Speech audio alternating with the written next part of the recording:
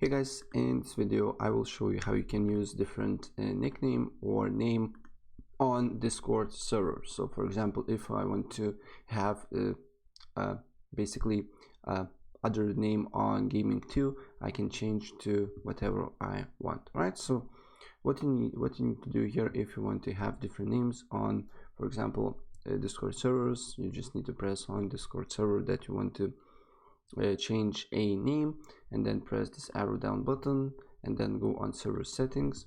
And here, not server settings, but you need to go on as you can see here, server profile settings, and then you can change nickname here,